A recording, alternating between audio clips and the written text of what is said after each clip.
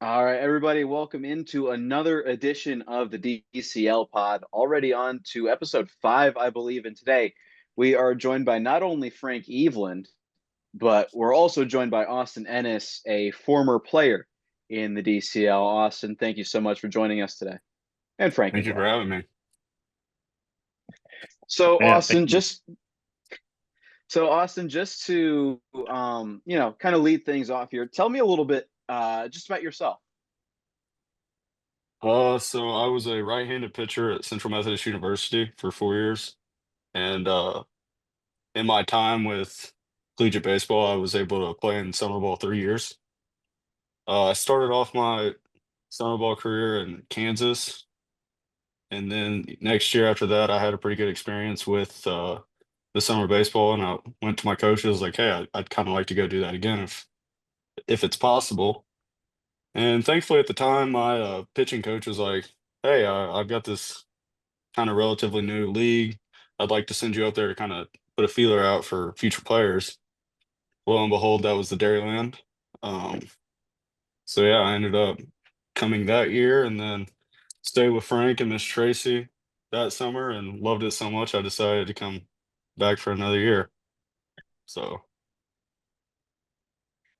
So you already did kind of go through it a little bit, but if you could for me, could you describe your baseball journey just from as far back as you can remember to the most recent point? well, I mean, I started playing just about when everybody else did, T-ball at age of 4, played little league, high school. I went to Neelyville High School where, you know, it's probably not as common up north, but around here we have a lot of really small schools. So I graduated in a class of 32 people, if that says anything. So I got really accustomed to the small school baseball. And then obviously I was a part of the 2020 graduating class, so I didn't get to have a spring senior season. And then once COVID hit, I decided to go spend 4 years at Central Methodist, where I was a part of some really, really talented teams. Got to play with a lot of really talented players. Nick Merkel, who's playing with the Milwaukee Brewers system now.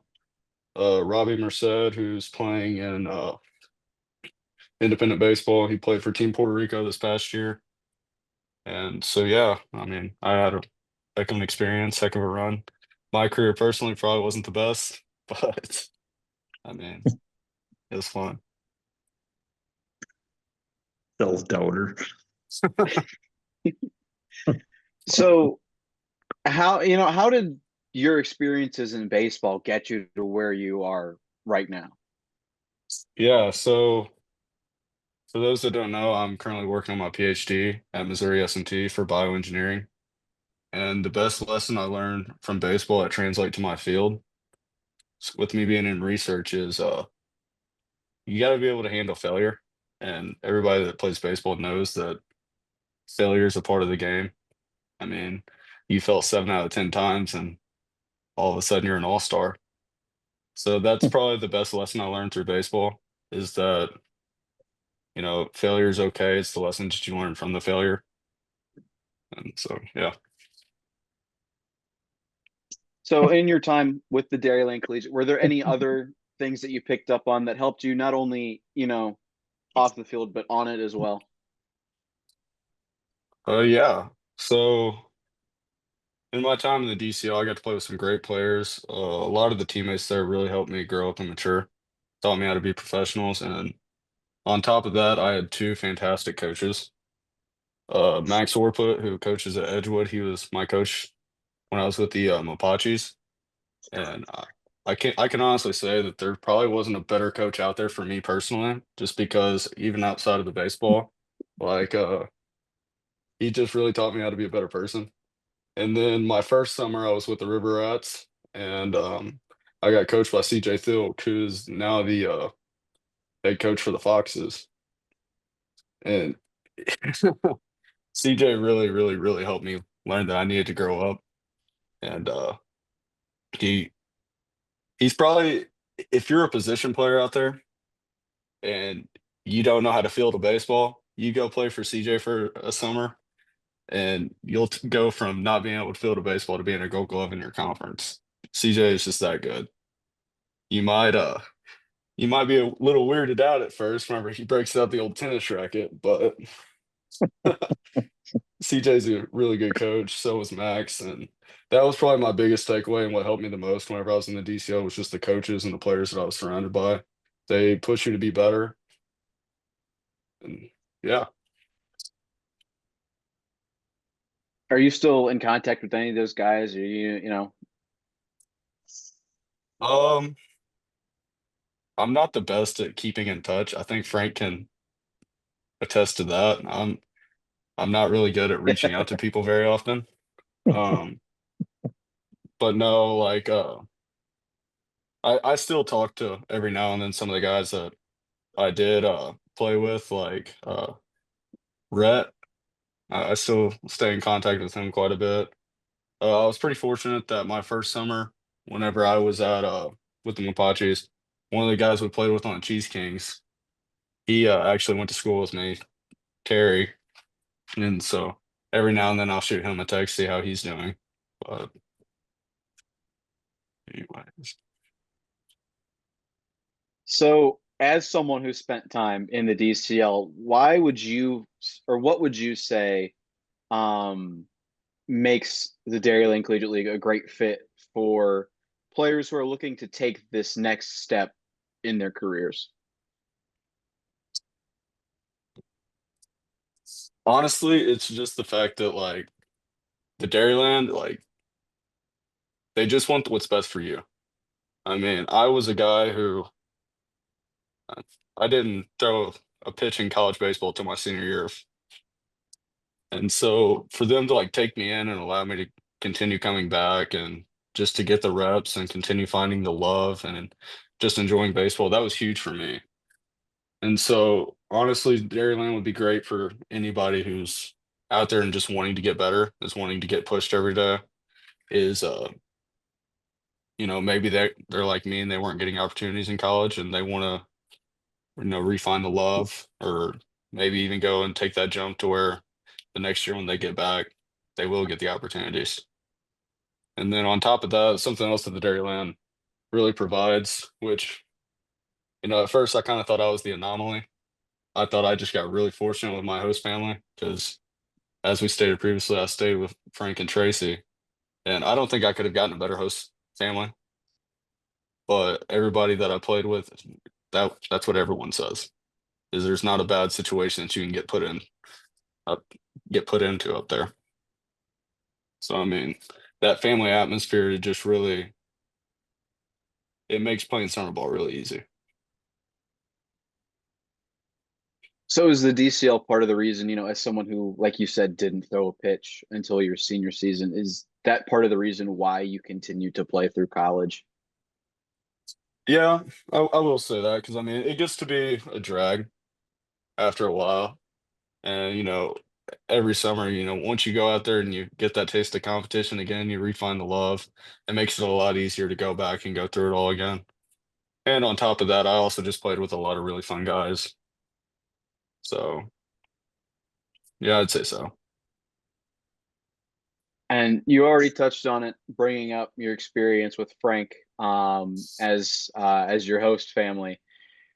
How else would you describe the atmosphere of the DCL or the atmosphere of Southern Wisconsin, whether it be the people or the facilities or anything like that?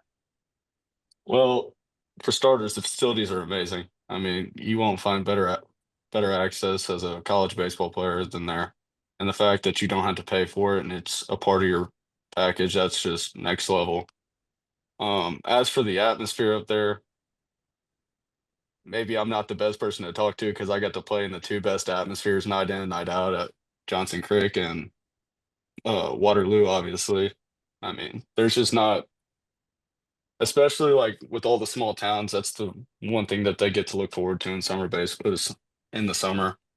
So I mean, you have a good turnout every night. The towns really, rally around the teams. They really enjoy it. And then on top of that, you just cannot beat Wisconsin weather in the summer. Coming from a guy from the South, I mean, we deal with humidity all the time down here, so it might be 90 here, but it's going to feel like 110. Up there, you're dealing with 89, 90 all summer, but no humidity, have a nice breeze. It's the perfect summer area. As a former player, is there any pitch that you would make to someone? We've already kind of touched on a lot of this. Is there a pitch you would make to someone who's considering, they've got a couple different offers from a couple different leagues? Obviously, it might be a little bit too late in the cycle for this. But is there a pitch you would make to someone who's considering a couple offers from a couple different leagues, and one of them is the DCL, and why they should be pick the DCL? Mm. Does the food play a factor into that? Like, I mean, I'll realistically, allow it. I'll allow it. realistically, I mean, you won't find another league that generally just cares about you more than the DCL. I mean, you're surrounded by people that want to see you be successful, want to see you become the best version of yourself, and you can't beat that. I mean, as Hayden and Frank both talked about in their podcast episodes, they generally just want what's best for you. And you won't find that in most leagues. Most leagues will just see the dollar signs, be like, oh, we're just filling another roster spot. But whenever you come to the DCL, you actually are coming to get better. You're surrounding yourself with people who have like mindsets, and you're just setting yourself up for the best possibilities. And so my final question to you, is there anything else that you want to say about you or about the DCL? Are there any favorite memories or moments that stick out to you from your time? And Oh, again, I'll let you mention food. uh, that's a tough one. 2 summers, there's a lot of memories to go off of. I'd probably say 4th of July, my second season. I mean, we weren't we weren't really playing that day, and just getting to hang out with all the how many people were living in the house that year, Frank? no, I think there was like 3 or 4 again. Yeah, 3 or 4 of us just hanging out. And then we had stragglers that hung out here with you Yeah, guys. So there was probably 8 to 10 there here that day. yeah. I mean, it was just a good day to say the least. We got to watch the fireworks, got to eat some of Frank's good cooking. So yeah, It's I'd say that was probably my favorite day of the DCL. cooking's average, Reese. It's just average. I don't know. The bar's being set pretty high up here. I don't want to kick up your expectations, my good man. Hey, you just got to post the picture from Christmas Day, the prime rib and lobster. That'll get everyone to come. Yeah, I should make that a banner. So you know, we we do pride ourselves in taking care of these guys.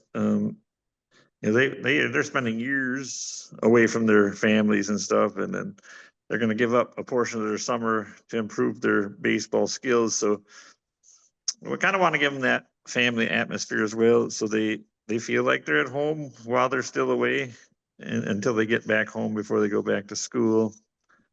Um, our managers and the people that we choose to operate this league are specifically here because they they they want continuous improvement for these players. They want success when they go back to their schools, and they want to see, down the road, hey, there's my guy doing it in whatever they're doing. I mean, like Austin here, he's out finishing up his master's degree. I mean, that's awesome.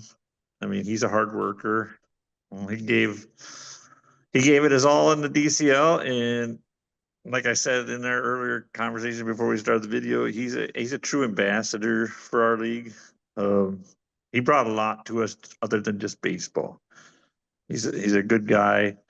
Uh, he just he just generally cares about people. And he generally cares about the success of our league and the success of him, and making sure that our future is there for other people to enjoy, just like he got to. And like you see, we still have a relationship. I mean, long when I'm gone or done, or I'm not involved with this anymore. It's going to be great to have these guys still in my life to talk to once in a while and joke around with, because we have a good time even though we're not physically together, but we still enjoy each other's company once in a while. especially during the Packers season. Yes, sir. Yes, sir. Yes, sir. Yeah, it's great having. I mean, the host family experience. You know, we never originally set out to design it the way it got done, but once we started doing it that way, and see how the guys enjoyed it and truly appreciated it, and then also blossomed from it. I think we gave you, hopefully, we gave you new people skills to take out into life with you to make you a good piece of society. Some skills, maybe my sarcasm, we don't want to take too far, but other than that, hopefully the rest helped you out. It's great when I'm on Twitter or I'm on Instagram or I'm on Facebook. I see highlights of the guys that were in the DCL. It really helps make it worthwhile to keep doing this. And we got another good group coming to our basement this year. We're hoping to get more host families to take these guys on and experience what we have experienced for 5 years, and give more young men like Austin a valuable memory from their summers as they went through college and went through their baseball careers. Thank you both for your time. Thank you both for joining me today on this week's episode of the DCL pod. You can find us on YouTube. You can find us on Twitter X, and you can also find us next week, as we'll be back with another edition of the Dairyland Collegiate League pod. Have a great night, folks, and we will see you next time.